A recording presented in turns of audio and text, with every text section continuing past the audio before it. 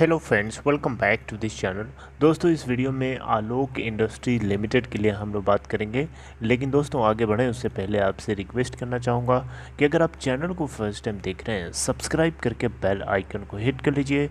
और आपको दूसरी चीज़ कि अगर आपको डीमैट अकाउंट या ट्रेडिंग अकाउंट ओपन कराना है, डिस्क्रिप्शन बॉक्स में लिंक एक दिया गया है अपस्टॉक में अकाउंट ओपन कराने के लिए। आप चाहें तो फॉलो कर सकते हैं। दोस्तों, आलोक इंडस्ट्रीज़ लिमिटेड में हम लोगों को कई दिनों से जो है एक गिरावट ही देखने को मिल रही है और लास्ट ट्रेडिंग सेशन में भी 23 के ऊपर आके बंद हुआ 3.36% की गिरावट के बाद। दोस्तों, लास्ट के 5 दिनों की ट्रेडिंग एक्टिविटी को अगर आप ऑब्जर्व करेंगे तो इसमें आप देख सकते हैं नेट गिरावट ही हमें देखने को मिली है। एक महीने की सिचुएशन को अगर आप देखें तो स्टॉक ने अच्छा खासा हाई भी बनाया, 26 के अराउंड गया, लेकिन उसके बाद फिर से गिर के 23 के आसपास ये हम लोगों को दिखाई दे रहा है। 6 मंथ की एक्टिविटी भी अगर आप देखेंगे तो बहुत ज़्यादा कोई मैजिक नहीं किया। 6 मंथ में 32.50 के आसपास के लेवल को हिट किया और बहुत लोगों को ट्रैप किया और उसके बाद से लगातार गिरा है। थोड़ा सा रिकवर हुआ, लेकिन ऐसा लगा कि रिकवरी के बाद ये फिर से वापस जाएगा, लेकिन ऐसा हुआ नहीं दोस्तों। और ये 20s के लेवल में आकर के नीचे से टच कर दिया।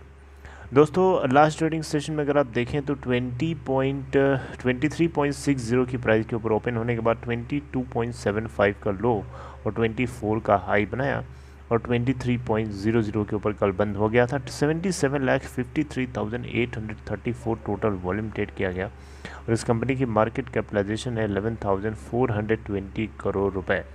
इसका 52 वीक हाई भी वही है जो 6 मंथ्स पहले बनाया था 32.25 का और लो है 18.65 का। दोस्तों, आलोक इंडस्ट्रीज़ लिमिटेड ने Q1 के अंदर नेट लॉस पोस्ट किया था प्रॉफिट की बजाय 97.7 करोड़ का कंसोलिडेटेड बेसिस पे। टॉप लाइन कंपनी का निकल के आया था 1270 करोड़ रुपए। दोस्तों, यहाँ पे आप लोगों का क्या इसके ऊपर क्या विचार है? अगर मैं आपसे पूछूं कि इस कंपनी के मैनेजमेंट को क्या निकाल करके हटा देना चाहिए, आप लोग क्या जवाब देंगे? क्योंकि देखिए, बहुत लोगों का ऐसा मानना है, बहुत लोग इसमें ऐसा सोचते हैं कि इस कंपनी के मैनेजमेंट की पूरी गलती है। मैनेजमेंट इस कंपनी को प्रॉफिटेबल नहीं बना रहा है, मैनेजमेंट इस कंपनी के ऊपर ध्यान नहीं दे रहा है। मैनेजमेंट एक बार हिस्सेदारी खरीद करके भूल चुका है, चाहे कंपनी भाड़ में जाए, प्रॉफिट बनाए चाहे लॉस बनाए। ऐसा लगता है जिस तरीके से कंपनी चल रही है कि इसको कोई मतलब ही नहीं है मैनेजमेंट से। मैनेजमेंट मतलब आँख बंद करके इन्वेस्टमेंट करे इसमें, जैसे कि कंपनी ऑटोमेटिक चलेगी, अपने आप ग्रो करेगी। कंपनी को ग्रो कराने के लिए कंपनी में लगना पड़ता है, कंपनी की तरफ ध्यान देना पड़ता है। बिना ध्यान दिए कोई बिजनेस नहीं चलता है। मेरी बात समझ रहे? तो दोस्तों, यहाँ पे मैनेजमेंट को लेकर के बहुत लोग जो है गुस्से में हैं, मैनेजमेंट से नाराज़ हैं और इसके चलते बहुत लोगों ने इसके अंदर ई वोटिंग करके जो है मतलब एक तरीके से नेगेटिव वोटिंग किया है। इसके फेवर में नहीं किया बल्कि उनके अगेंस्ट किया है। बहुत लोगों ने वोटिंग किया है।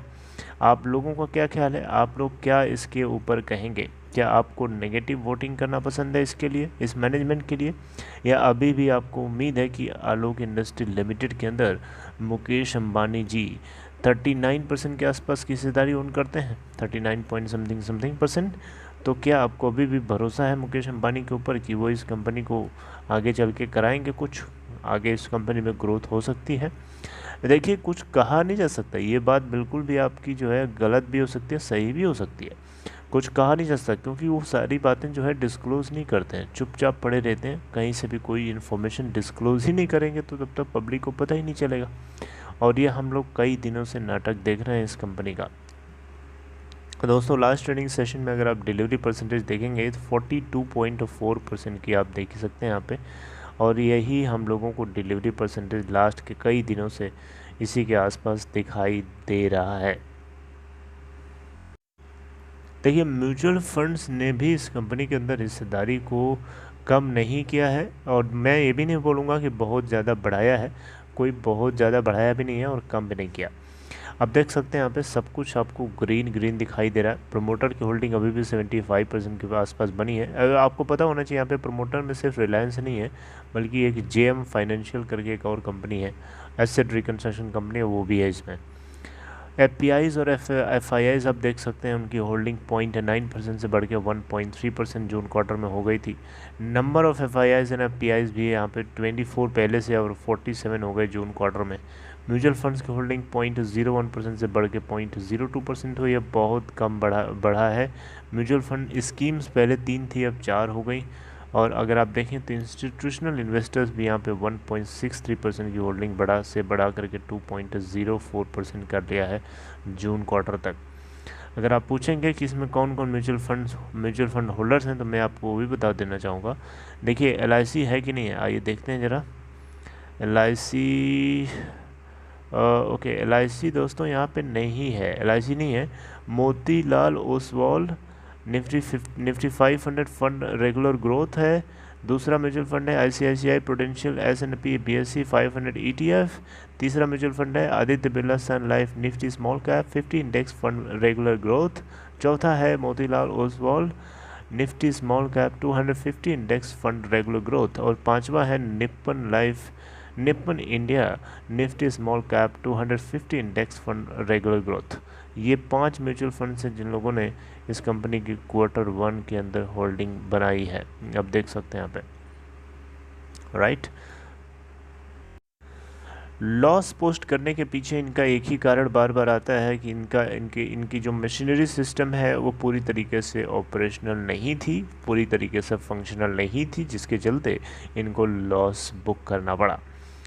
तो दोस्तों Q2 बहुत दूर नहीं है, सितंबर क्वार्टर के अर्निंग्स आने वाले कुछ महीनों में शुरू हो जाएंगी और हम लोगों को इस महीने के अंदर भी क्या हुआ क्या नहीं हुआ, दूध का दूध पानी का पानी क्लियर कट पता चल जाएगा इस कंपनी के Q2 के रिजल्ट्स के बाद।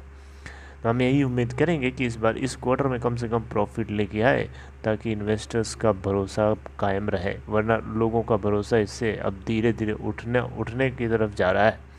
हम यही उम्मीद करेंगे, उम्मीद पे दुनिया टिकी है, हम लोग भी उम्मीद करेंगे कि कंपनी के अंदर RIL रिलायंस इंडस्ट्री लिमिटेड का हाथ है, जो कि अपने नाम को बनाए रखने के लिए इस कंपनी में थोड़ा सा ध्यान दे और इस कंपनी को ग्रोथ ट्रस्टवर्दी बनाए, प्रॉफिटेबल बनाए। आपका क्या ख्याल है दोस्तों, आप कमेंट बॉक्स में ज़रूर बताइएगा। आप किस तरीके से देखते हैं इसके अंदर जो मैनेजमेंट है उसको। आपको अगर वोटिंग करने को कहा जाए तो आप आप मतलब आप फेवर करेंगे मैनेजमेंट को या आप फेवर नहीं करेंगे, दोनों में से क्या करेंगे, कमेंट बॉक्स में बता सकते हैं। And take care, we will meet in next video with next information. Good bye.